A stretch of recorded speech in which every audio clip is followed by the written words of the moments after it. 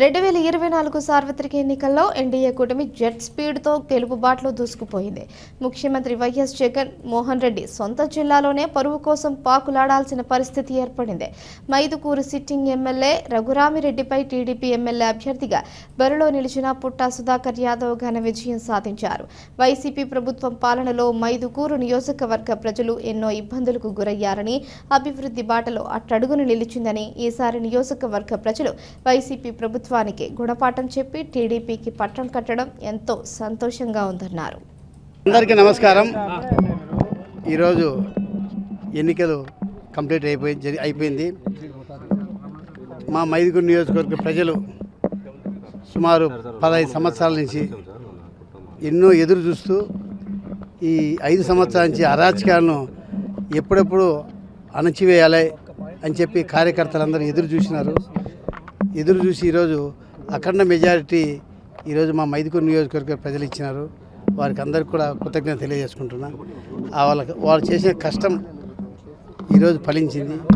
మా నాయకుడు చంద్రబాబు నాయుడు గారి, మా లోకేష్ బాబు గారిని ఈ 5 సంవత్సరాలు ఎన్నో సమస్యలతో ఎన్నో ఇబ్బందులు పెట్టి అనవసరంగా జైలు పాలు పంపించి మా నాయకుడిని ఒక్కనే కాదు కార్యకర్తలను అందరినీ ఎక్కడ చూసినా కూడా అక్కడ అరాచకాలు చేసి వాళ్ళు సంతోషిస్తూ ఉన్నారు. దానికి ప్రజలే ఈరోజు సరైన గుణపాఠం చెప్పినారు. ఖచ్చితంగా ప్రజలందరికీ కూడా మేము ఎప్పటికీ మేము చెప్పిన మాట మేము వాళ్ళకు కొన్ని ఆగ్దాలను ఇచ్చినాం. దాని ప్రకారంగా వాళ్ళకి అందరికీ కూడా నెరవేర్చాలని చెప్పి మా ఆకాంక్ష.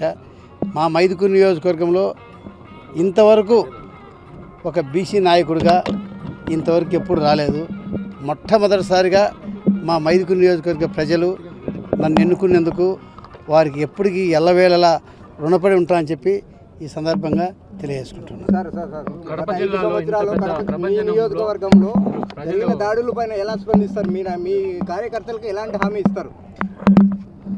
మా కార్యకర్తలకు మేము ప్రశాంతమైన వాతావరణం తీసుకొచ్చి ప్రజలకు అందరికీ మంచి చేసే కార్యక్రమం పోతాం. కానీ ఈ కక్ష సాధింపు చేస్తే ఇదే రకం ఉంటుంది. ఈ జగన్మోహన్ రెడ్డి కక్ష సాధింపు చేసే ఈరోజు ఒక అవకాశం ఇచ్చి ఈరోజు అందరు ఏ రకంగా గుణపాఠం చెప్పి అందరికి తెలిసిన విషయం. కక్ష సాధింపుతో మనము బాగుపడలేం. ప్రజలు ఎన్నుకున్న తర్వాత మనకు బాధ్యత ఇచ్చిన తర్వాత మనం ప్రజలను కాపాడి అభివృద్ధి చేయాలి, ప్రజల సమస్యలు పరిష్కరించాలి. అదే బాటలో మేము ముందుకు పోతాం. కానీ వేరే ఆకాంక్షతో మేము ముందుకు పోము. మేమందరం ప్రజల కోసం మా మీద ఎన్నో ఆశలు పెట్టుకొని ప్రజలు మాకు ఓట్లు వేసి గెలిపించినారు. వారికి ఆశలను నెరవేర్చడానికి మా వంతు మేము కృషి చేస్తామని చెప్పి తెలియజేసుకుంటున్నాం. గత 5 సంవత్సరాల అధికార పార్టీ నేతలు ప్రభుత్వ స్థలాలు కబ్జాలకు పాల్పడ్డారు. అవి మళ్ళీ రిటర్న్ తీసుకునే అవకాశం ఉందా మీ ప్రభుత్వంలో? అవినీతి లేనటువంటి పరిపాలన చేస్తాం. అవినీతి అనేది ఎక్కడ ఉండదు.